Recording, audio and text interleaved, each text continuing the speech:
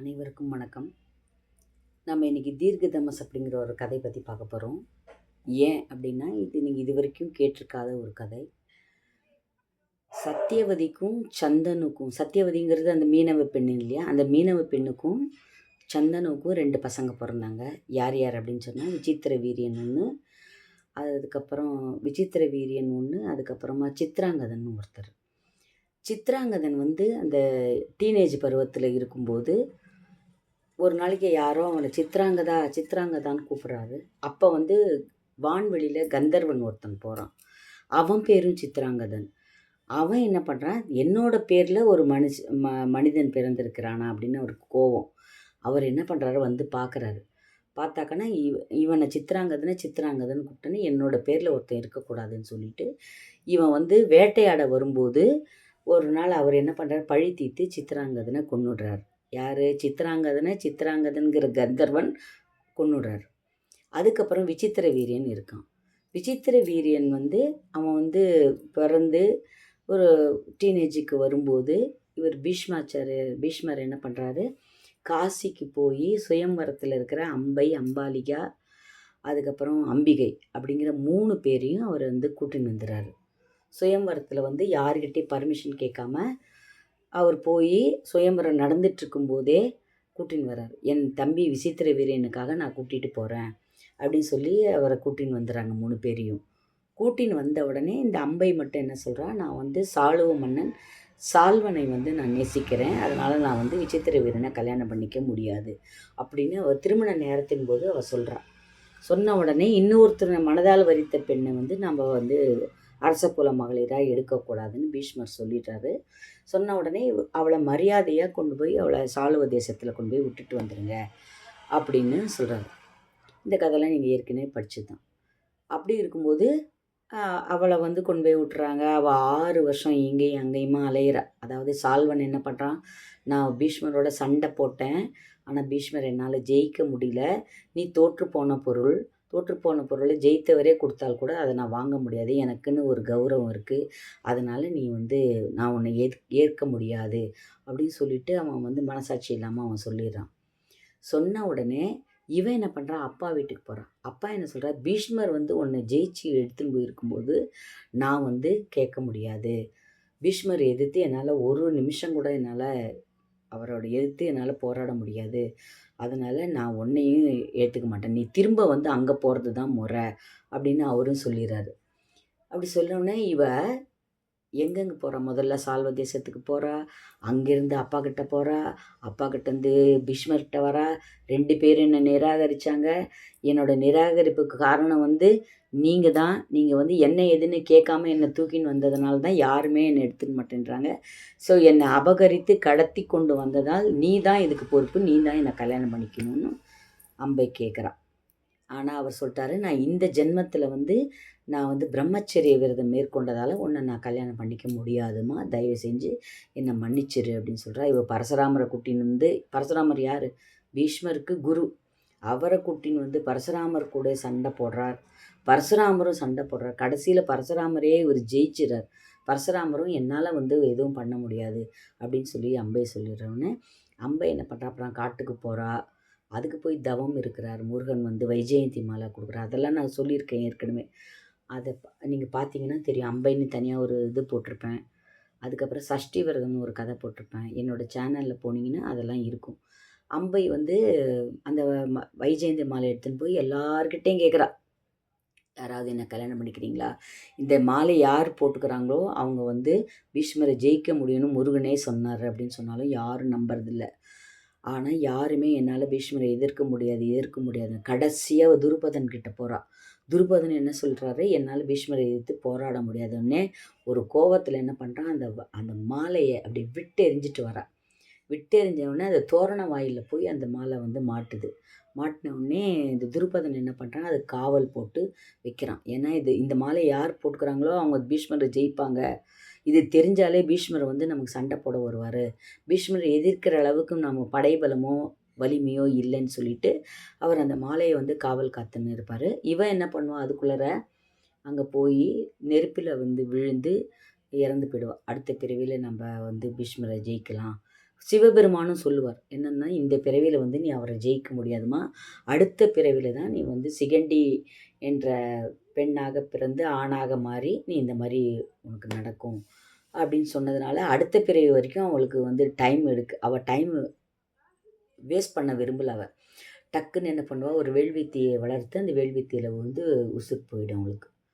ஆச்சா, அப்புறம் விசித்திர வீரியன் வந்து அவங்களோட சந்தோஷமாக இருக்கான். எத்தனை வருஷம், ஒரு 7 வருஷம் அப்படின்னு மகாபாரதத்திலே சொல்லியிருக்கு. விசித்திர வீரியனும் அம்பையை தவிர அம்பிகாவும் அம்பாலிகாவும் 2 பேரோட அவள் ரொம்ப சந்தோஷமாக இருக்காள். அப்படி ரொம்ப சந்தோஷமாக இருக்கும்போது என்ன ஆகுது அப்படின்னு கேட்டாங்கன்னா, விசித்திர வீரியனுக்கு அந்த காச நோய், க்ஷயரோகம் அப்படிங்கிற ஒரு ரோகம் வந்துடுது அவனுக்கு. அதனால் அவனை வலிமை குன்றி அவன் சந்தோஷமாக தான் இருக்கான். அம்பாலிகாவோடையும் அம்பிகையோடையும் வெகு சந்தோஷமாக இருந்தாலும் அவனுக்கு பிள்ளை பேர் இல்லை. அந்த க்ஷயரோகத்தினால அவன் விசித்திர வீரியன் வந்து என்ன பண்ணுறான், இறந்து போகிறான். இறந்து போன உடனே சத்தியவதிக்கு மனசில் தோணுது. என்ன தோணுதுன்னா, நாம் வந்து பீஷ்மாச்சாரியரை வந்து கல்யாணம் பண்ணிக்க கூடாதுன்னு நம்ம சொன்னோம். அந்த பாவம் தான் நம்மளை துரத்திட்டு வருது. அதனால தான் நமக்கு வாரிசே இல்லாமல் போச்சுன்னு அவன் நினைக்கிறான். நாம் என்ன கேட்டோம், பீஷ்மருக்கு கல்யாணம் பண்ணி அவருக்கு குழந்தை பிறந்து அந்த பேர குழந்தைகள் வந்து பட்டத்தை ஆளணும்னு சொல்கிறதுனால தான் வந்துட்டான். என்ன பண்ணுறதுங்கிறனால தான் அவங்க அப்பா கண்டிஷன் போட்டிருப்பார். என்னென்னா, உனக்கு பிறக்கிற பிள்ளைகளால் என் பேர பிள்ளைகளுக்கு வந்து அந்த பட்டமளிப்பு தடைபடக்கூடாது அப்படின்னு சொன்னதுனால தான் அவர் அந்த க்ஷணம் வந்து நான் வந்து பிரம்மச்சரிய விரதம் மேற்கொள்வேன் அப்படின்னு பயங்கரமான சபதம் மேற்கொண்டதுனால தான் அவருக்கு பீஷ்மர்னு பேர். அதனால் இறந்து போயிடுறாங்க. சத்தியவதிக்கு அப்படியே மண்டை குடையுது. இப்படி ஒரு வாரிசு இல்லாமல் பண்ணிட்டோமே, இந்த குருகுலத்துக்கு வாரிசு இல்லாமல் பண்ணிட்டோமே நம்மன்னு சொல்லிட்டு பீஷ்மரை கூப்பிட்டுட்டு, அப்பா உனக்கே தெரியும், அவங்க சித்ராங்கதன் அந்த கந்தர்வனால் இறந்து போயிட்டான். விசித்திர வீரியன் வியாதியால் இறந்து போயிட்டான். இந்த குரு பரம்பரைக்கு வந்து வாரிசே இல்லாமல் போகுது. எனக்கு இருக்கிற ஒரே ஆப்ஷன் நீ தான். எனக்கு நீ என்ன பண்ணுறனா, தயவு செஞ்சு நீ வந்து தம்பி மனைவிமார்களுக்கு ஒரு குலத்தோன்றலுக்கு ஏற்பாடு செய்யணும்ப்பா நீன்னு அப்படின்னு கேட்குறா. கேட்டவுடனே அவர் என்ன சொல்கிறாரு, அம்மா நீ எதை வேணால் கேள், நான் எது வேணால் தரேன், ஆனால் இதை மட்டும் நீ கேட்காத, ஏன்னா என்னால் முடியாது. ஏன்னா நான் பிரம்மச்சரிய விரதம் கொள்ளுவேன்னு என் தந்தைக்கு நான் சபதம் பண்ணி கொடுத்துருக்கேன். அதுபடி உங்களுக்கே தெரியும், உங்கள் எதிர்லேயும் தான் சபதம் பண்ணேன், அதை நான் மீற முடியாதுமா இந்த ஜென்மத்தில் அப்படின்னு அவர் சொல்லிடுவார்.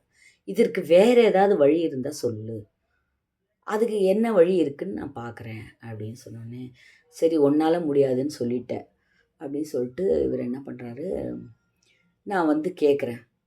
பரசுராமர் வந்து நான் வந்து இதற்கான வழி என்னென்ன இருக்குதுன்னு நான் ஆராய்ச்சி பண்ணுறேன், ஏன்னா கற்றறிந்த சான்றோர்கள் வாயிலாக இதை கேட்டுன்னு வரேன், இதுக்கு வந்து ஒரு தீர்வு காணுவோம் அப்படின்னு சொல்லிட்டு அவர் சத்தியவதிக்கிட்ட இந்த கதையை சொல்கிறார். என்ன கதை சொல்கிறாருன்னா, தீர்க்கதமஸ் பற்றி சொல்கிறார். என்ன சொல்கிறார் அப்படின்னா, பரசுராமர் வந்து 21 வருடங்கள் வந்து, அதாவது 21 தலைமுறை சத்திரிகளை அழித்தார் அவர். அந்த சத்திரியர்களை அழிக்கும்போது அப்போ வந்து சத்திரிய பெண்மணிகள் என்ன பண்ணாங்க அப்படின்னு அவர் கேட்கும்போது, அந்த சத்திரிய பெண்மணிகள் என்ன பண்ணாங்க, இந்த ராஜா குலத்துக்கு வாரிசு இல்லாமல் போகுதேன்னு அவர்கள் முனிவர்களை ஒருத்தரும் கல்யாணம் பண்ணிக்கிறாங்கன்னு என்னென்னா, வாரிசு விருத்திக்காக மட்டுமே மனதில் வேறு எண்ணம் இல்லாமல் கணவனை நினைத்து அவருடன் இருக்கும் பொழுது அவர்களுக்கு பிறக்கும் குழந்தை கணவனுடைய குழந்தை அப்படின்னு சாஸ்திரத்தில் சொல்லப்பட்டிருக்கு, விதின்னு சொல்கிறாங்க. அப்படி தான் அவர் என்ன பண்ணுறாரு, அப்போ அந்த தீர்க்கதமஸோட கதையை சொல்கிறார். எப்படி சொல்கிறார் தீர்க்கதமஸ் கதையை? உதத்தியர்னு ஒரு முனிவர் இருந்தார். அவருக்கு மாதவின்னு ஒரு மனைவி இருந்தார். அந்த மாதவிங்கிற மனைவி பேரழகுனால பேரழகு. அதே மாதிரி உதத்தியர் வந்து மிகச்சிறந்த முனிவர். நித்திய கர்மம் என்னென்ன உண்டோ தவங்கள் செய்து, தானங்கள் செய்து, யஜ்யங்கள் செய்து அவர் வந்து இல்லற வாழ்விலும் ஈடுபட்டு ரொம்ப மகிழ்ச்சியாக இருந்தார். அந்த மாதவியை பார்க்க அவருக்கு ஒரு தம்பி ஒருத்தர் இருந்தார். யார்? உதயத்தேருக்கு ஒரு தம்பி. அவர் பேர் என்னன்னு கேட்டாக்கன்னா தீர்க்கதமஸ். அவரோட தம்பி பேர் வந்து என்னன்னு கேட்டால், அவர் தான் வியாழகுரு பிரகஸ்பதி. அந்த பிரகஸ்பதிக்கு இந்த மாதவி இப்படி வரும்போது மாதவி மேலே ஒரு ஆசை. இவ்வளோ அழகாக இருக்காளே, இவ்வளோ பேரழகாக இருக்காளே, எப்படியாவது இவளை நம்ம அடைஞ்சே தீரணும்னு சொல்லிட்டு பாருங்கள். நம்ம வியாழகுரு பிரகஸ்பதியை பார்த்து நம்ம என்னென்னோ நினைக்கிறோம். பிரகஸ்பதியே சந்திரன் ஏமாத்தினான்னு நம்ம படித்தோம். அதனால தான் வந்து நம்ம ஆஸ்ட்ராலஜிக்கலாக கூட என்ன சொல்கிறாங்கன்னா, புதனுக்கும் வியாழனுக்கும் ஆகாதுன்றாங்க, எதிரி கிரகமும். ஏன்னா புதன் யாருன்னு கேட்டால் சந்திர பகவானால் வியாழனோட பத்தினி தாராவுக்கு பிறந்தவர் புதன். அதனால தான் புதனுக்கும் குருவுக்கும் வந்து பகை, ஜென்ம பகைன்னு நம்ம சொல்கிறோம். அதே போல் இந்த வியாழகுரு என்ன பண்ணுறாரு, உதத்தியரோட மனைவி மேலே ஆசைப்படுறாரு. ஒரு நாள் இவர் உதத்தியரை எங்கேயோ காட்டுக்கு போய் அந்த ஹோமத்துக்கு தேவையான அந்த சுள்ளிகள்லாம் அவர் எடுக்க போயிருந்தார். அந்த நேரம் பார்த்து இவர் என்ன பண்ணுறாரு, மாதவி கிட்ட வராரு. மாதவி என்ன பண்ணுறா, அவர் வந்தவொடனே பார்த்துட்டு நான் வந்து இந்த கணம் வந்து உன் மீது ஆசையாக இருக்கேன் அப்படின்னு சொல்கிறாரு. உடனே மாதவி என்ன சொல்கிறா, நான் உங்கள் அண்ணனுடன் சேர்ந்து இல்லற வாழ்வில் ஈடுபட்டு இப்போ கர்ப்பவதியாக இருக்கேன். அதனால் நீங்கள் வந்து என்னை வற்புறுத்தாதீங்க, நான் வந்து இதில் ஈடுபட முடியாது அப்படின்னு எடுத்து சொல்கிறா. உன் அண்ணன் வந்து ரொம்ப அறிவாக இருந்தவர், அறிவு பூர்ணமானவர், நீங்கள் பண்ணுறது கொஞ்சம் கூட நல்லா இல்லை, நீங்கள் வேண்டாம் அப்படிங்கிறத பலமுறை சொல்கிறான். ஆனால் அவர் என்ன பண்ணுறாரு, எப்படியும் அடைஞ்சே தீருவேன், இன்றைக்கி அனுபவிச்சே ஆகணும் அப்படிங்கிற மாதிரி அவர் போய் அந்த மாதவியை எல்லாம் நடக்கும்போது அது வயிற்றில் இருக்கிற குழந்தையும் பேசுது. அந்த குழந்தை என்ன சொல்லுது, நான் வந்து ஏற்கனவே ஒரு இருட்டறையில் சின்ன ரூமில் இருக்கேன், நீங்கள் வந்தீங்கன்னா நீ வேற என்னை வந்து டிஸ்டர்ப் பண்ணாது, நீங்கள் வந்து உங்கள் குழந்தைங்களை இப்போ அனுப்பிச்சிங்கன்னா இந்த இடம் வந்து காணாது, நீங்கள் வரக்கூடாது அப்படின்னு அந்த குழந்தை பேசுது.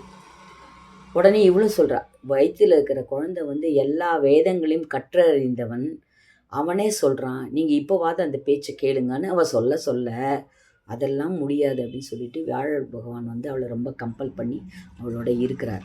இருக்கும்போது அந்த என்ன சொல்கிற, அந்த உயிர் வித்து அதை உள்ளே போக முடியாமல் இந்த தீர்க்க தமசுங்கிற குழந்தை என்ன பண்ணுது, அந்த காலால் அந்த வித்தை வந்து எட்டி தள்ளுது அப்படின்னு அந்த கதையில் போட்டிருக்கு.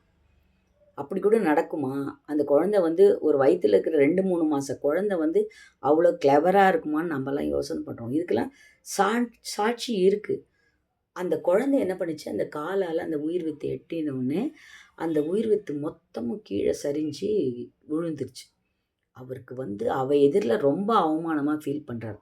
தன்னோட உயிர் சத்து இப்படி வேஸ்ட் ஆகிடுச்சு, இப்படி கீழே விழுந்துருச்சு, இது நல்லதா கெட்டதா அப்படின்லாம் யோசனை பண்ணுறத விட நாம் போய் இவகிட்ட இப்படி ஒரு அசிங்கப்பட்டுட்டோமேங்கிற இதில் என்ன பண்ணுறாரு, நீ என்ன தான் அறிவாக இருந்தாலும் உனக்கு வந்து இருட்டான வாழ்க்கையே உனக்கு கிடைக்கும் அப்படின்னா உன் கண்கள் குருடாக போகட்டும்னு சபிச்சிட்டார்.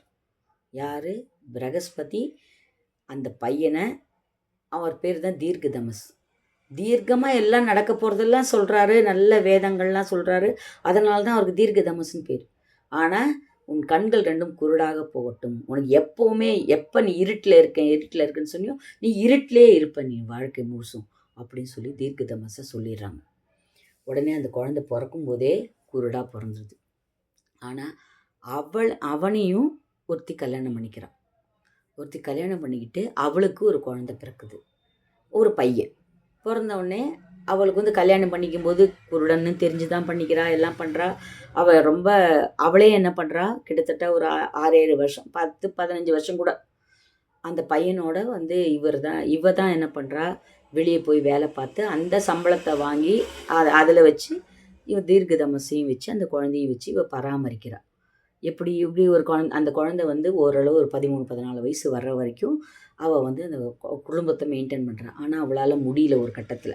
அப்போ அவள் என்ன சொல்கிறா, இதை பாரு, உனக்கும் கண்ணு குருடாக போச்சு, ஒன்னாலையும் சம்பாதிச்சு போட முடியல, நானே வந்து எத்தனை நாளைக்கு வந்து சம்பாதிச்சு உன்னையும் உன் பையனையும் பார்த்துக்கிறது என்னால் முடியாது, இனிமேல் நீ வந்து என் இடத்துக்கு எனக்கு நீ தேவையில்லை, நான் இனிமேல் வேறு யாரையாவது போய் கல்யாணம் பண்ணிக்கிறேன், ஒரு காலை கட்டுடா அப்படின்னு சொன்ன உடனே அவரை தீர்க்க தமசை ஒரு கட்டையில் கட்டி நல்லா, அதாவது உயிர் பிழைக்கக்கூடாது அப்படிங்கிற மாதிரி 4-5 மூங்கில் கட்டி அது மேலே தீர்க்க தமசை படுக்க வச்சு தீர்க்க தமசை நல்லா ஃபுல்லாக கட்டி கங்கை கரையில் தள்ளி விட்டுறான்.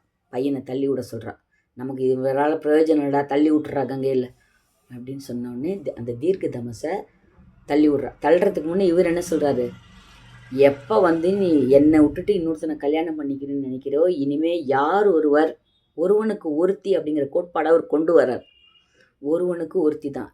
ஆனால் இன்னொருத்தனை கல்யாணம் பண்ணும்போது அவள் அறமிழந்தவள், கற்பிழந்தவள், அவள் வந்து சொர்க்கத்துக்கு நிச்சயமாக உயர முடியாது, அவள் நரகத்தையே அடைவாள் அப்படின்னு சாபம் கொடுத்துட்டு, ஒருவனுக்கு ஒருத்தி தான், அவள் விதவையானாலும் சரி, இறந்தாலும் சரி, இல்லை அவள் பிரயோஜனமே இல்லைனாலும் சரி, அந்த பெண் வந்து அந்த கணவனுடன் தான் இருக்க வேண்டும், ஒருவனுக்கு ஒருத்தி அப்படிங்கிற கோட்பாடை கொண்டு வந்துட்டு அவர் கங்கை கரையில் அப்படியே போகிறார். கங்கை கரையில் ஆனால் அவர் சாகலை, அவருக்கு ஆயுசு கெட்டி. அவர் என்ன பண்ணுறாரு, கங்கையில் மிதந்துக்கிட்டே வரார். அப்படி வரும்போது பலி சக்கரவர்த்தி இருக்கார் இல்லையா, மகாபலி சக்கரவர்த்தி நம்ம பேசுகிறோம்ல, அந்த பலி என்ன பண்ணுறாரு, கங்கை கரையில் சந்தியாவந்தனம் பண்ணின்னு இருக்கார். அந்த நேரத்தில் இந்த கட்டை வந்து அவர் மேலே இடிக்குது. இடிச்சோடனே அவர் பார்க்குறாரு, அவர் உசுரோடு இருக்கார், 2 கண்ணும் தெரியல, தீர்க்க தமசன் அப்படி பட்டத்தோடு அவர் இருக்கார். அவர் பார்த்த உடனே அவர் அந்த ஒளி உள்ள முகத்தை பார்த்த உடனே ரொம்ப பிரமாதமான அறிவாற்றலாக இருக்கார். இவரோட நம் மனைவி இணைந்தாக்கன்னா நமக்கு ஒரு நல்ல குழந்தை பிறக்குமேன்னு சொல்லிட்டு பலி சக்கரவர்த்தி கொண்டு வந்து அவரை ரிக்வஸ்ட் பண்ணிக்கிறார், எனக்கு இப்போ உள்ள இல்லை, எனக்கு பதிலாக என் மனைவிடன் கூடி மிக நல்ல பேற்றினை பெற்று திருவாயாகன்னு தீர்க்க தமசை சொல்கிறார். அதுக்கப்புறமா பலி வந்து தன்னோட மனைவியை மனசு வந்து அனுப்புகிறார். பலியோட மனைவியும் மனசு வந்து தீர்க்க தமஸ்கிட்ட போய் குழந்தை பெற்றுக்கிறதா அதில் சொல்லுது. அப்போ ஒருவனுக்கு ஒருத்தி அப்படிங்கிற கோட்பாடை வந்து மகாபாரதத்தில் கொண்டு வருவர் தீர்க்க தமஸ். கதை பிடிச்சிங்க லைக் பண்ணுங்கள், சப்ஸ்கிரைப் பண்ணுங்கள், மிச்சத்தை நம்ம பார்க்கலாம். நன்றி, வணக்கம்.